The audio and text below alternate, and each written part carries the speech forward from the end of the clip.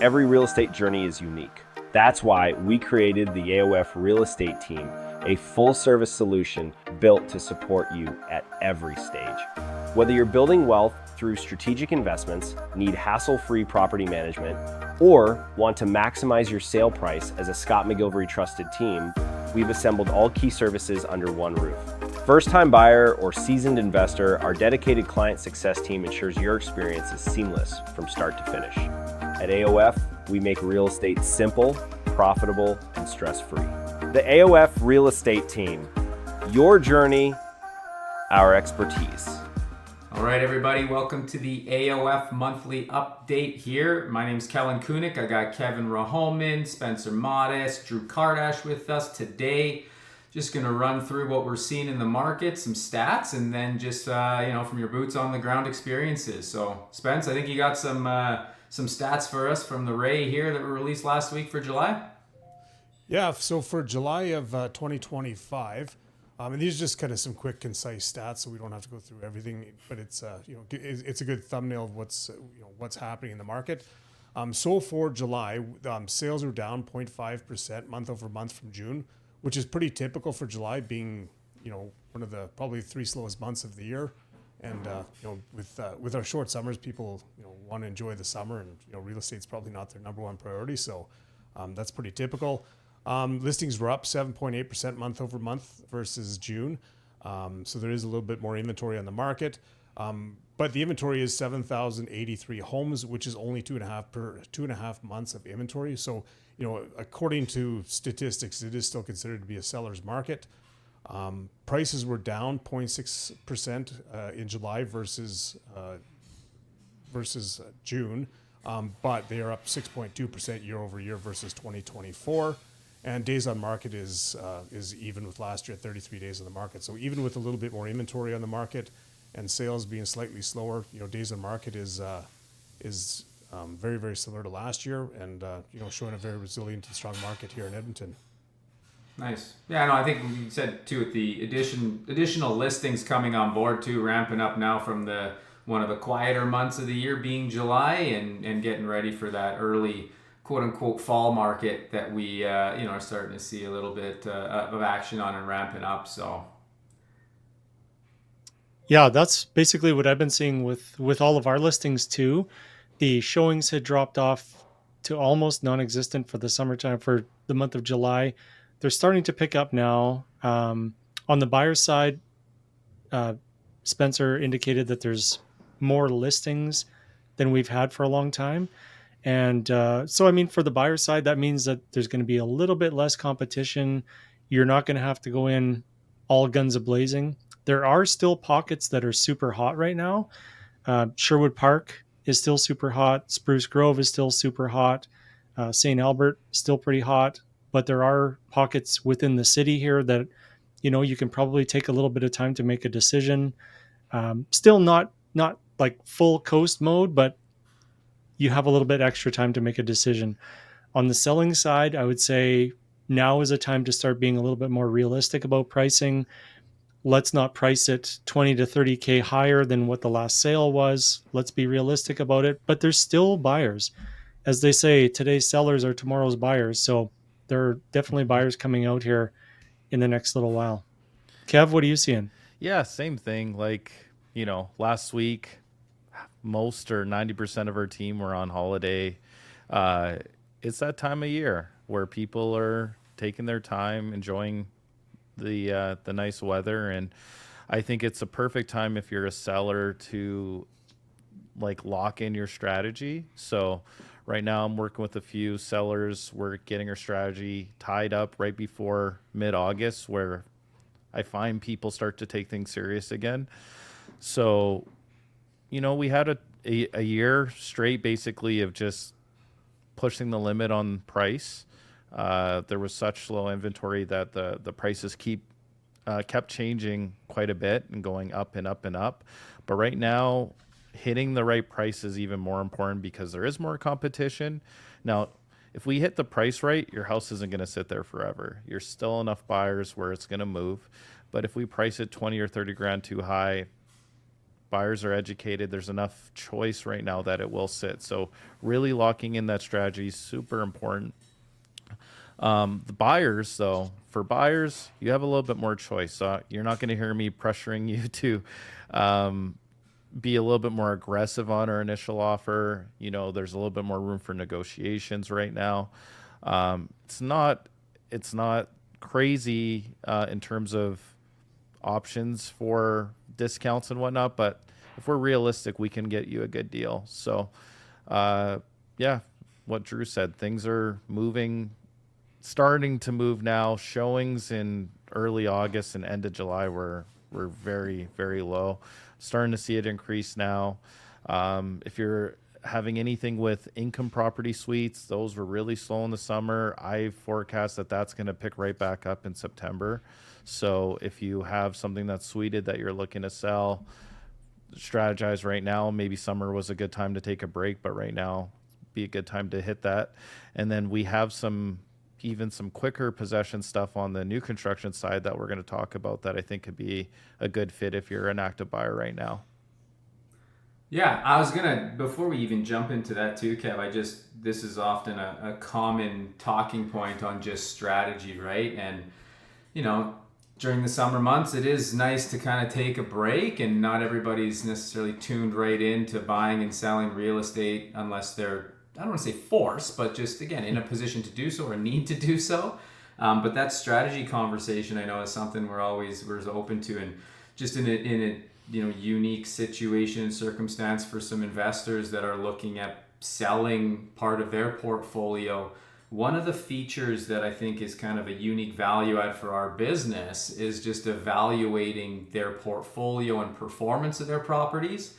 And over the last few years, especially once the AOF Property Solutions with property management came on board and we're a little bit more involved in that management of the asset for the investors, it's been really telling to see, where rental rates are at, feedback on property taxes, insurance. And that's kind of, some of the things that might fall under the radar for a lot of investors that they might not really pay as much attention to. So we've seen some different metrics on performance that have really helped us highlight ways that we can provide additional value to investors. Does that mean having property management changes where we can assist with taking over, having AOF Property Solutions on board to help fill vacancies or to manage some challenges, but then to also maybe explore what the disposition of the selling aspect looks like for an underperforming asset, really.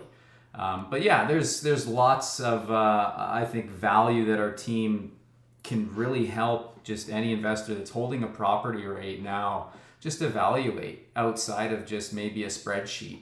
And so that's kind of just as a little bit of a point too that I wanted to add today. No, that's super smart, because we're on the ground floor. We can tell sometimes it's just something simple. Like, obviously we want to sell your place, but we're also happy if you keep it, and getting it locked up with proper rent. Sometimes it's just under rented and you need a little bit of help on the rent side. Sometimes it's other factors. So we're not just here to sell your place. We're here to help you. Maybe your property just needs a little bit more help and we don't need to sell it, and it's just needs a little bit of a refresh. So, well, and I think like in this data-driven world that we're in, anybody has access to tools like Rent Faster or, other sites that you can find out what the current monthly rents are. But having a property management company that has a wide variety of properties on the market gives you true intelligence as to what's actually going on.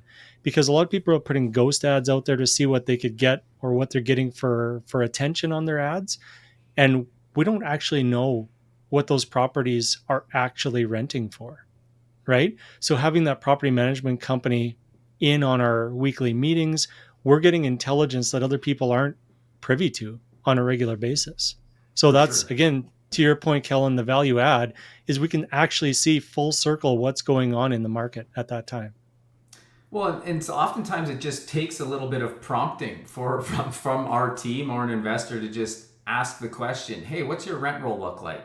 And just, to share an experience that I had in the last couple of weeks. We I don't want to say uncovered this because it was out in the open for this investor, but just by going through the evaluation and asking the question for what their rent roll looks like in a multifamily unit townhouse, we discovered that one of the units was renting for $250 yet less than the exact same unit within the property.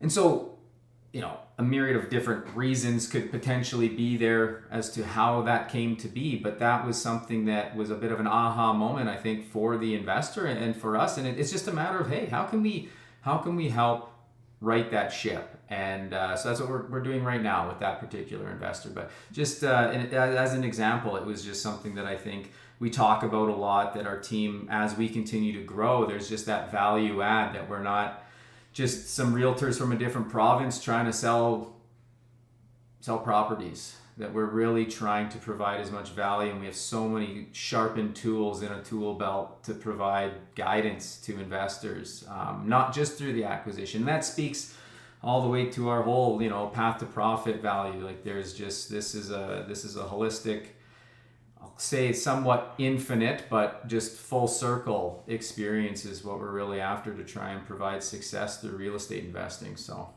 but yeah, that was a bit of a sidebar. I know we wanted to jump in a little bit more on the market stuff, and Kev, you brought up just some of the quick possession opportunities, and I would say somewhat similar to the response or the feedback you had on some of the retail, that for buyers maybe there is some negotiation, and that's one of the things that our team does, I'd say, on the business development side for procurement when we're evaluating opportunities, is one particular project that is eligible for MLI Select with CMHC through financing. Some of the terms pre-negotiated for a 5% deposit, where for most new construction projects the builders are requiring a 10% deposit.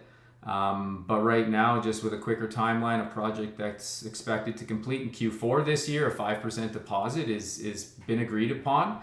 So for that investor, and Drew, I think you might have some strong points to add to this, but that investor that has some funds available, the reserve there for the closing, but keep those funds in your pocket, and you can do what you want with them until closing.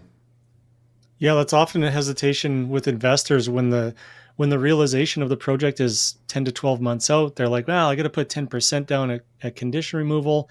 That's, a few $100,000 that I could have had working for me indifferently. And now it's not in my bank account doing what it was doing before. So this really decreases that hesitation by cutting that in half over a very short period of time. Kind of unique opportunity for sure. And Kev, you've got some single family stuff that's shorter possession too, quicker possession too? Yeah, so if you're looking for stuff that's not MLI Select, but single title, quick possession stuff, I have some really good options, fully turnkey available. So yeah, if you're looking for something, you don't want to wait too long, we have closings as early as September available for those. So reach out. We'd be happy to send you some more information on that. Yeah, I think you could shout out just Spruce Grove as being one of those markets, Drew, that you talked about, like a lot of action going on. I don't have the most recent stats, but I believe in the last 60 days they're running sub 1% vacancy rate. So a project that's expected to close at the end of September, getting funds in on a project now that could be leased up shortly thereafter. Stabilization comes quick, so the turnaround on those funds, you'll start recognizing some growth, like the income, very quickly on that. It's not just how quick you can get the return on your money, but the rents being seen in Spruce Grove are very high compared to a lot of the other submarkets in the Edmonton area.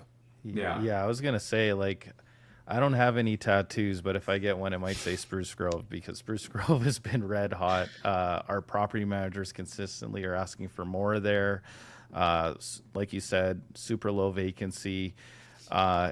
People from Edmonton love Spruce because it says it reminds them of Edmonton from just 10 or 15 years ago. It is growing like crazy, red hot. So if you're looking in Spruce, we definitely have some limited options there that we're really excited about. But Spruce, if you talk to property managers that have properties out there, they can tell you firsthand what the experience has been out there. It's been awesome. No. And it's not a one-hit wonder either. I mean, Spruce Grove has been hot for a long time, and it just continues to bolster that momentum. It's awesome. Yeah.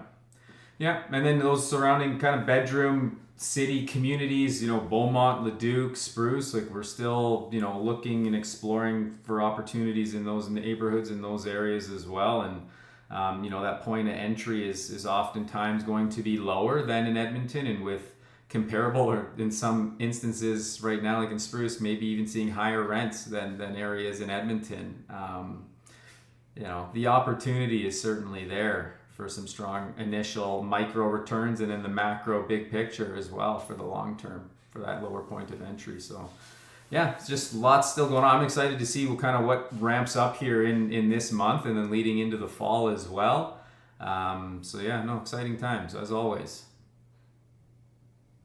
So I don't know, any last points you guys have? We know predictions here, Kev. I know hockey season's still a little bit far away, but I don't know. Any other sports? Golf, the FedEx is going on right now. Adam Rose wins, or Justin Rose. Geez, can't even get his name right. Justin Rose. That was a big one. Yesterday. Blue Jays are killing it. Like good times. Good times here. Things are good. Things are good. We need to re-sign McDavid, and then things will be extremely good. But that's still a work in progress. You gonna break 80 this summer, our Toronto you think, Kev? listener? I hope so. I've been inching closer and closer, so we'll see.